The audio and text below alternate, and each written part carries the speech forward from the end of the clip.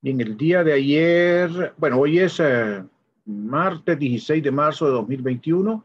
Esta es la clase de física 321 para estudiantes de ingeniería química que imparte la Escuela de Física de la Universidad Nacional Autónoma de la Facultad de Ciencias de la Universidad Nacional Autónoma de Honduras.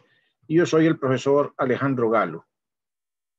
Ayer vimos el efecto fotoeléctrico y vimos que el modelo que planteó Einstein forzaba a considerar la luz ya no como una onda, sino que verla como un corpúsculo, como una partícula.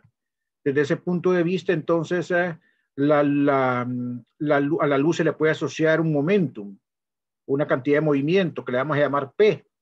Y la cantidad de movimiento sabemos que se acostumbra a definir como energía partido velocidad.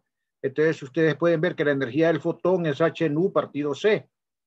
Entonces, la cantidad de movimiento asociada a la luz, como si fuera una partícula, es h nu sobre c. Y eso se puede escribir como, al ser nu entre c, o sea, nu es la frecuencia, ¿verdad? Aquí puse como sinónimo porque en unos textos aparece f, en otros aparece nu. Bueno, igual, nu es f. hf entre c. F entre c es 1 sobre lambda y por lo tanto la cantidad de movimiento del fotón es h sobre lambda. O sea que la luz tiene asociada una cantidad de movimiento. Miren, tiene unas características de partícula. Eso es importante, ¿verdad? Que la luz se comporta algunas veces como onda y otras veces se comporta como si fuera partícula. Bien, entonces vamos a continuar acá.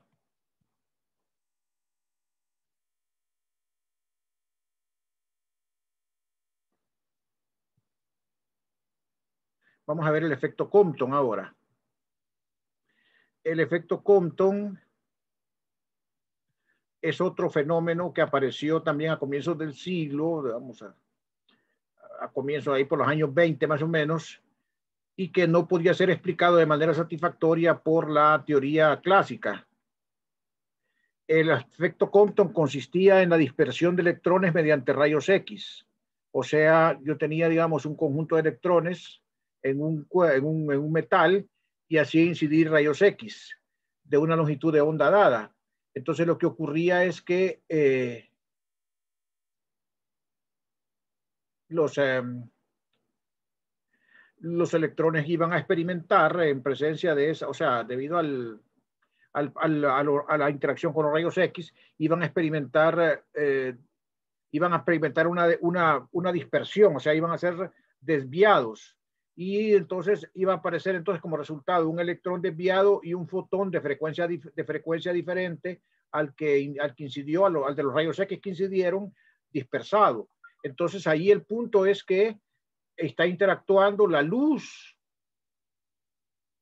está interactuando con electrones. Entonces hay una interacción de la luz como que si fuera materia y está interactuando con electrones. Y los electrones al mismo tiempo se comportan como luz porque son dispersados. Y la dispersión es un fenómeno que se acostumbraba a ser característica de la luz y no de las partículas. Entonces aquí hay un doble efecto. Hay luz que se comporta como partículas y hay partículas que se comportan como luz. Entonces, eso claramente no lo podía explicar la física clásica. Entonces se tuvo que recurrir a la física moderna, a un nuevo modelo. Entonces, el efecto Compton, como le digo, consiste en que un haz de rayos X incide sobre un metal y los electrones del metal y los resultados son electrones del metal dispersados con un momentum dado y un fotón dispersado con una longitud de onda o con una frecuencia diferente al incidente. Entonces los resultados del efecto Compton se expresan mediante esta ecuación que está acá. Lambda prima menos lambda cero es h entre la masa del electrón por la velocidad de la luz por 1 menos coseno teta, ¿verdad? Donde ese coseno teta es el ángulo de dispersión del fotón dispersado. Es decir, el fotón dispersado es dispersado un ángulo teta respecto a su dirección original. Y aquí tenemos entonces que la longitud de onda lambda prima es la longitud de onda del fotón dispersado y la longitud de onda lambda cero es la longitud de onda del fotón incidente, ¿verdad? a esta cantidad de ME es la masa del electrón, y a este factor HE entre MC se le conoce como longitud de onda Compton y tiene un valor constante. La longitud de onda Compton está definida como la constante de Planck entre la masa del electrón sobre la velocidad de la luz. Todas estas son constantes universales. Y entonces esta longitud de onda Compton tiene un valor constante que es 0.00243 nanómetros. O sea, todo esto que está acá. Entonces, repito nuevamente, esta es la longitud de onda del fotón dispersado. Esta es la longitud de onda del fotón original, ¿verdad? Y esas dos longitudes de onda se relacionan por esta fórmula. Resulta que este modelo sí explicaba adecuadamente lo que se observaba experimentalmente. La física clásica no predecía eso, ¿verdad? Entonces,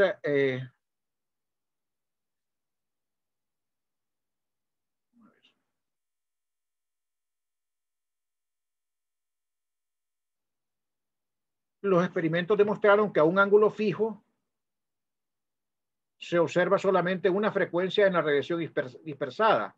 O sea que si fijamos el ángulo teta, la frecuencia va a ser la misma. Eso se explica fácilmente tomando en cuenta el modelo corpuscular de la luz. Cada fotón tiene una energía E igual a H por F0 y momentum P igual a H F0 entre C.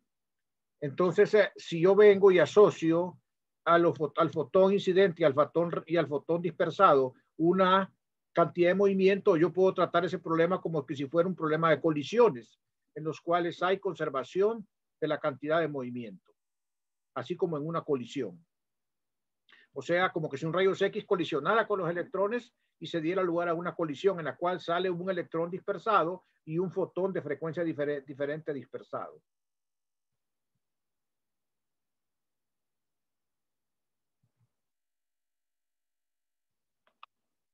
Ok, ya voy a volver a tomar acá lo del efecto Compton porque necesito hablar otras cosas más aquí del efecto Compton.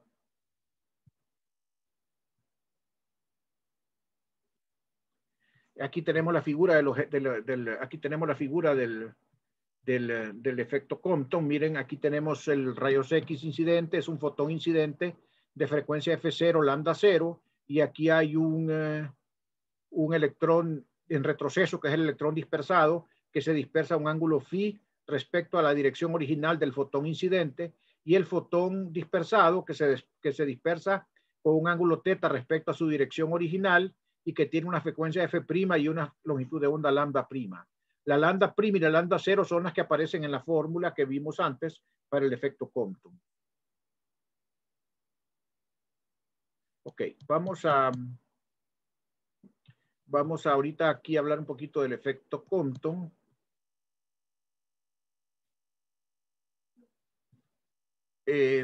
Aquí tenemos la deducción de la fórmula para el efecto Compton. ¿Cómo se deduce la fórmula para el efecto Compton? Nosotros tenemos que, por conservación de energía, esta sería H por F, ¿verdad? Entonces, H por F, que sería la energía del fotón incidente, es igual a la energía del fotón dispersado más la energía cinética del electrón, porque el electrón originalmente está en reposo. Ahí utilicé pues esta fórmula donde E es H por F, y entonces donde F es C entre lambda, y entonces la escribo como H C entre lambda 0. Y aquí nosotros vamos a tomar como válida esta expresión, que es la expresión para la energía cinética del electrón. La expresión para la energía cinética del electrón es dada por gamma menos 1 por ms cuadrado. Y entonces nosotros lo que tenemos acá es que si utilizamos esa expresión, vamos a expresar entonces la conservación de la energía en forma relativista, utilizando la expresión relativista para la energía cinética del electrón, para esta KE que está acá. Y entonces la fórmula se reduce a HC entre lambda 0 igual a HC entre lambda prima más gamma menos 1 por la masa del electrón por C al cuadrado. Este factor gamma que está acá es un factor que tiene que ver con la velocidad del electrón. Ese factor gamma se define como 1 sobre la raíz cuadrada de 1 menos u cuadrado sobre c cuadrado, donde u es la rapidez del electrón. Entonces, esta es la expresión de conservación de la energía, pero escrita relativísticamente. Entonces, esa expresión, o sea que para poder explicar el efecto Compton, también tengo que utilizar una expresión relativista para la energía cinética.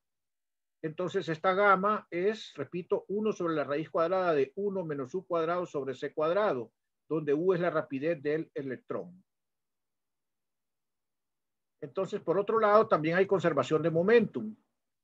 Entonces, nosotros tenemos aquí un momentum inicial que va a ser el P que tiene al inicio el fotón. Vamos a tener un P' acá, que va a ser el P que tiene el fotón al final, y tenemos un P del electrón al final. Entonces, para que haya conservación de momentum, vamos a tomar la componente X. Este H sobre lambda 0 es el momentum P, que está acá, que es el momentum inicial del fotón. Como es componente X, porque va a lo largo del eje X, solo se escribe H sobre lambda 0. Y esto es igual a H sobre lambda prima por el coseno de teta. Entonces aquí tengo H sobre lambda prima por el coseno de teta. ¿Por qué? Porque este H sobre lambda prima es P', es el momentum del fotón dispersado, por el coseno de teta para poner la componente X, porque solamente estoy tomando la componente X del momentum del fotón dispersado. Y ahora entonces vamos a escribir acá el momentum del electrón. El momentum del electrón relativístico es gamma por la masa del electrón por U. Pero como solamente queremos la componente X, entonces solamente va coseno de phi acá. Y entonces tenemos acá gamma EU, que sería PE por coseno de phi para la componente X. Entonces eso es conservación de momentum en la componente X. Tenemos la ecuación 1, que es conservación de energía, la ecuación 2, que es conservación de momentum componente X, y ahora finalmente tenemos la componente en Y de la conservación de momentum. Entonces, ¿qué tenemos? Al inicio no hay componente en Y del momentum, porque el fotón incidente va en la dirección X nada más. Entonces, 0 al inicio. Y al final tenemos la cantidad de movimiento del fotón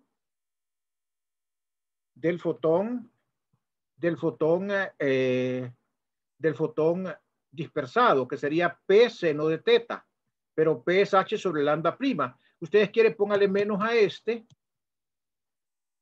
no hay ningún problema, le ponemos menos a este. Aquí no encuentro el lapicito, vamos a ver si me funciona aquí. No. Bueno. Tenemos acá, le ponen menos a este y le ponen más al otro. Y entonces si cambian el signo da lo mismo, porque está igualado a 0. Este que está acá entonces es gamma EU seno de phi, donde este gamma MU otra vez es el momentum del electrón dispersado, pero como solamente es la componente Y, tengo que multiplicar por el seno de phi. Y esta es la ecuación 3. Entonces tengo 1, 2 y 3. Tengo 3 ecuaciones, ¿verdad? Que las puedo relacionar. Y si relaciono esas 3 ecuaciones de tal forma que elimine phi y debe ser phi y u. Aquí debe ser u, ¿verdad? Porque u es la velocidad. Debe ser eliminando phi y u. De estas 3 ecuaciones obtenemos, ¿verdad? Eliminando phi de 1, 2 y 3 obtenemos entonces la ecuación esta, que es la del efecto Compton. También yo puedo dividir las 2 ecuaciones del momentum, o sea, la ecuación 2 y la ecuación 3. Yo las puedo dividir convenientemente, estas 2. Y ustedes pueden probar bien facilito que si las dividen, van a llegar a la expresión de que la tangente de phi, que es P del electrón por el seno de phi, entre P del electrón por el coseno de phi, es P' seno de teta, P menos P' coseno teta. Y si lo ponen en términos de la energía, va a ser E' seno teta, porque recordémonos que P es E sobre F, Entonces las F se relacionan con la velocidad de la luz. Entonces también pueden poner esto en términos de la energía como E' seno teta entre E menos E' coseno teta. O sea que ustedes pueden encontrar el ángulo phi utilizando la cantidad de movimiento o utilizando la energía acá, ¿verdad? En este resultado hemos usado el hecho de que P es E entre C y P' es E' entre C. Entonces las C se cancelan de todos lados y les queda la relación en términos de la energía, ¿verdad? Esta E' es la energía del fotón dispersado. Esta E' es la energía del mismo fotón dispersado y es la energía del fotón incidente. Entonces eso le da el ángulo phi. Acuérdense que el ángulo phi es el ángulo que forma el electrón dispersado, ¿verdad? Entonces ahí así obtenemos ese ángulo phi de dispersión. Eso quería mostrarles eso, ¿verdad? No tienen que ser tan detallistas con la deducción. Recuerden las fórmulas más que todo para resolver los problemas, ¿verdad? La fórmula esta que da la tangente de phi y esta otra fórmula que da la relación entre las longitudes de onda. ¿Alguna pregunta hasta ahorita?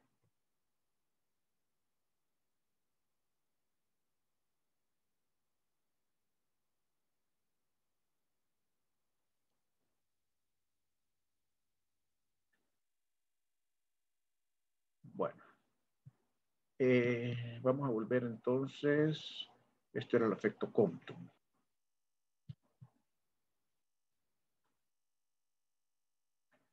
Ok.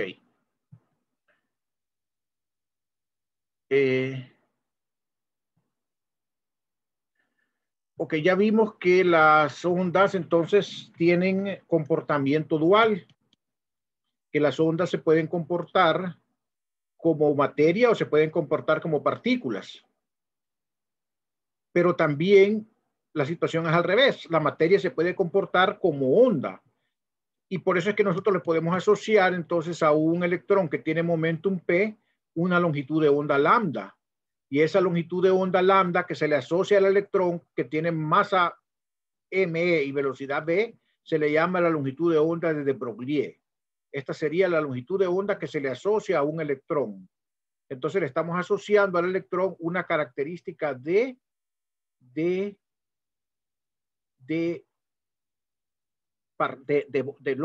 onda, porque nosotros estamos acostumbrados a asociar onda con longitud de onda con onda, pero también se le puede asociar a una partícula como el electrón una longitud de onda, que se llama la longitud de onda de Broglie, que va a ser la constante de Planck dividido entre el momentum del electrón.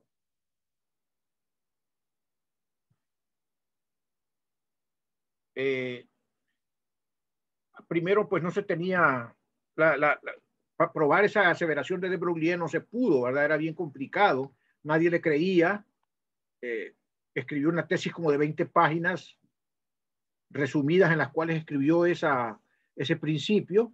Nadie le creía, ¿verdad? Muchos pues, lo atacaron de loco, de que estaba fuera de sí completamente, pero en el año 26 Davidson y Herman lograron hacer los experimentos y lograron medir efectivamente la longitud de onda de los electrones. Y eso fue lo que confirmó ese postulado revolucionario de la física, que es el postulado de Broglie, ¿verdad?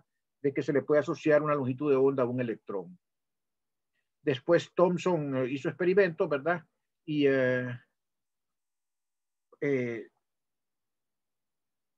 para explicar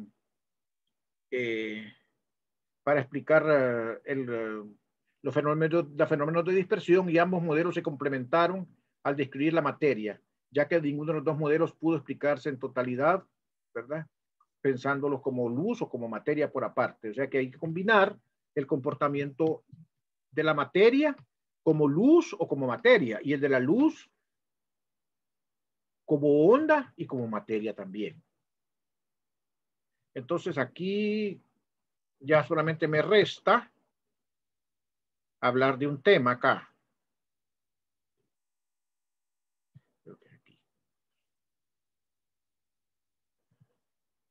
Y es el principio de incertidumbre. Bien, el principio de incertidumbre fue desarrollado por Werner Heisenberg. también uno de los pioneros de la física cuántica.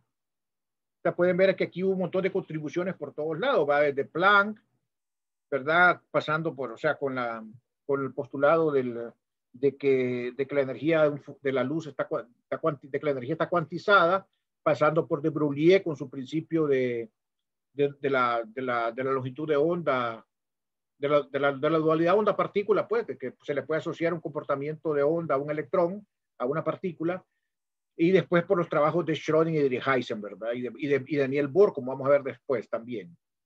Entonces nosotros tenemos ahí que en el principio de incertidumbre lo que dice es que no se puede medir simultáneamente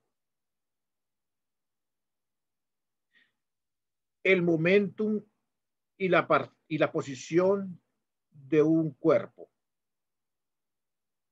Dicho matemáticamente, la incertidumbre, que sería delta de X en medir la posición, multiplicada por la incertidumbre de medir el momentum, aquí sería componente X, si fuera componente Y, componente Z, es mayor o igual que una constante H barra sobre 2. O sea que la máximo valor que puede tener esta certidumbre, este producto, es H barra sobre 2. Eso clásicamente no se nota, porque nosotros podemos decir casi con certeza cuál es la posición que tiene un automóvil y cuál es su velocidad en un momento dado, o cuál es la posición que tiene un avión y cuál es su velocidad en un momento dado. Pero si hay un electrón que es demasiado pequeño, que se está moviendo a nivel atómico, o si es una partícula subatómica que está en el núcleo, prácticamente eso no se puede hacer. No se puede medir con certidumbre absoluta. Si miro con certidumbre absoluta la posición, tengo una certidumbre infinita en el momentum. Entonces lo que hay es un equilibrio, de tal manera que tengo incertidumbre finita en la posición e incertidumbre finita en el momentum, y el producto da un valor mínimo que es H barra sobre 2. Esa H barra sobre 2 es lo que se conoce como la constante de Dirac y que se define como H sobre 2pi. O sea, es la constante de Planck entre 2pi. Es una forma normalizada de escribir la constante de Planck. La constante de Dirac se le pone la H barra. Una fórmula alterna de escribir el principio de incertidumbre es que el producto de la incertidumbre de la energía con el tiempo, con la incertidumbre en el tiempo, es mayor o igual que H barra sobre 2. O sea que no puedo medir la energía y el tiempo simultáneamente con una precisión finita. O sea, lo más que puedo hacer es tener que una certidumbre de que el producto de ambas es al menos H barra sobre 2. ¿Ok? Ese es el principio de incertidumbre.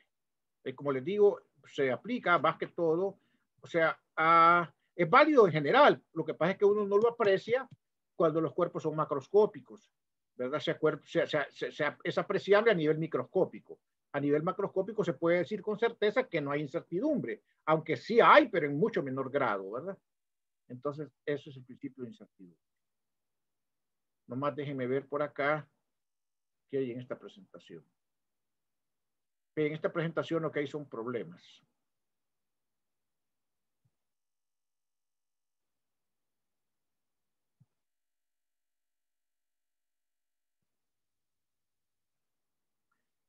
Aquí tenemos un problema que dice: encuentro la longitud de onda máxima de la radiación de cuerpo negro emitida por el cuerpo humano cuando la temperatura de la piel es 35 grados. Encuentre la longitud de onda máxima de la radiación de cuerpo negro emitida por el filamento de tungsteno de un foco que opera a 2000 Kelvin. Encuentre la longitud de onda máxima de la radiación del cuerpo negro emitida por el Sol, que tiene una temperatura superficial de aproximadamente 5800 Kelvin. Entonces usamos la fórmula, ¿verdad? La fórmula de desplazamiento de Wien, ¿verdad? Que dice de que una constante que es 2.898 por 10 a la menos 3 metros por Kelvin entre t es la longitud de onda máxima. Y colocamos los valores de t que corresponden. En el caso del primer ejemplo, que es 35 grados centígrados, son 308 Kelvin. La longitud de onda es 9.4, máxima es 9.4 micrómetros.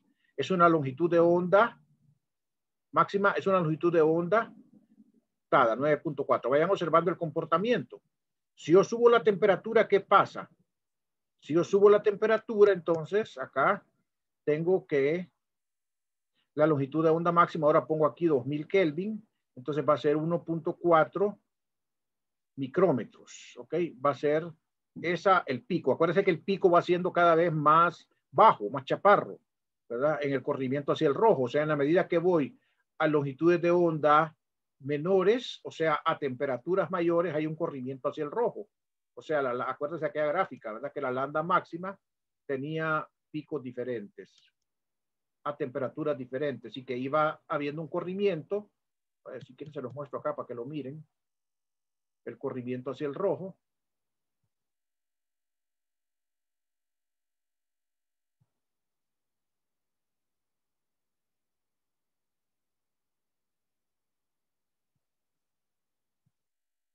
Bueno, aquí no está, está en la otra figura, creo yo. A ver, por aquí.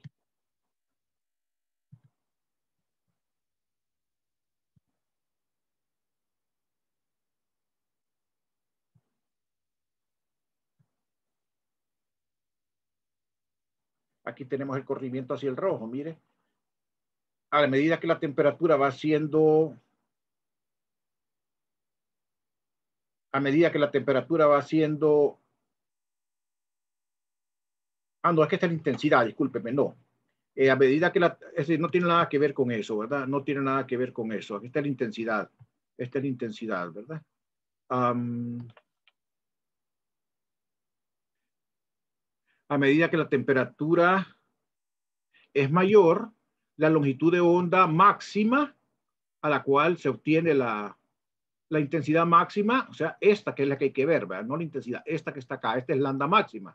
Pueden ver que lambda máxima a 4000 Kelvin es más grande que lambda, es más pequeña que lambda máxima a 3000 Kelvin, más pequeña a 2000 Kelvin, etcétera.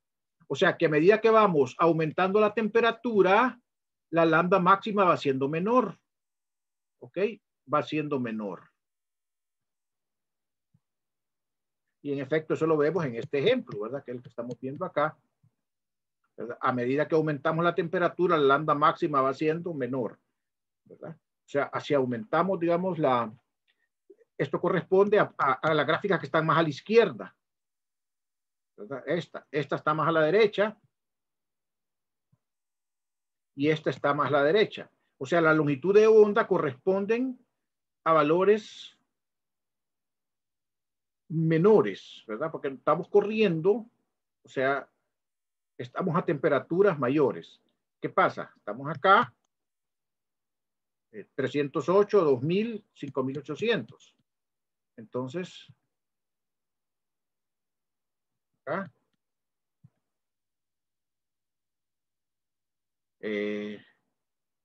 308 Kelvin, que es más grande, 2800, 300. Entonces va siendo cada vez la longitud de onda mayor. O sea, a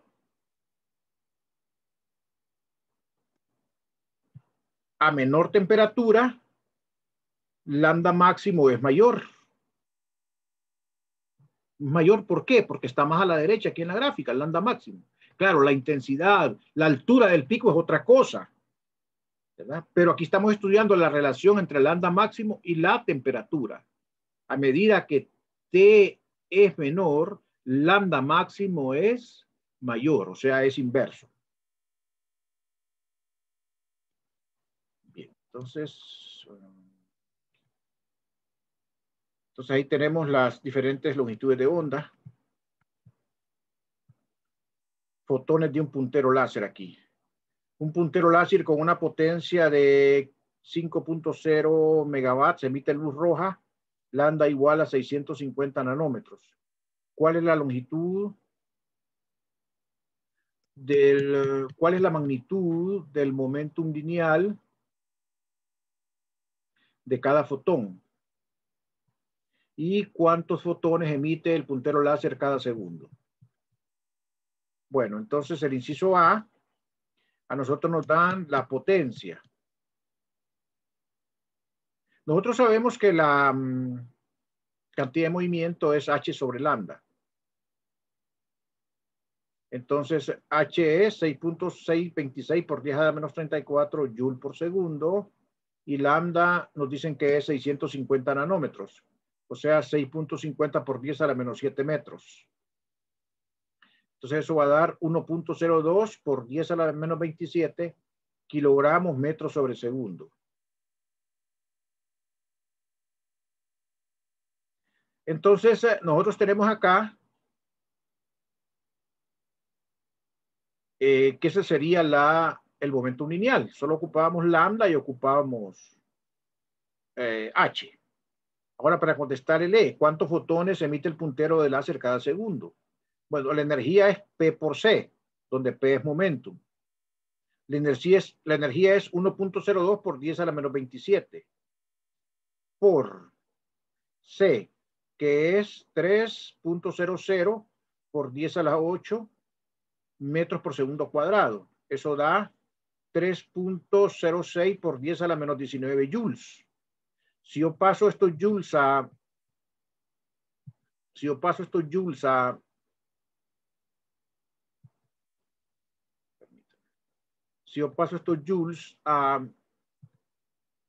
electron volts, yo voy a tener que esa energía es 1.91 electron volts.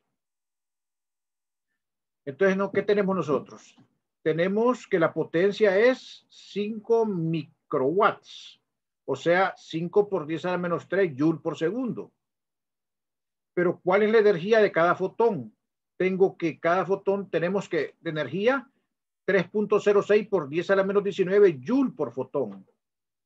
Entonces, si yo aquí cancelo los joules, lo que me va a quedar es fotones por segundo.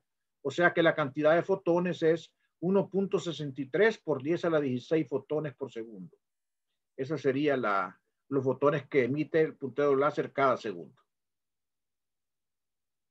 Claro, va a estar energía de un fotón, porque este es el momentum de un fotón. Entonces, este es joule por fotón. ¿Alguna pregunta? Voy a parar un momentito la clase para tomar la lista y voy a, ¿verdad? Hay varios compañeros suyos que casi solo vinieron al comienzo de clase. Yo aquí tengo lista de todo, ¿verdad? Yo espero pues que ellos sí realmente puedan valerse por sí solos y no ocupen del profesor. Pues qué bueno, ¿eh? Que haya gente así. Eso me alegra a mí, ¿verdad? Pero que espero que después no vengan a pedir ayuda. Yo aprecio la presencia de ustedes que respetuosamente están aquí y se las agradezco sinceramente, ¿verdad? Yo sé que algunos pues a lo mejor ya saben mucho y no necesitan del profesor, entonces pues qué bueno, ¿verdad?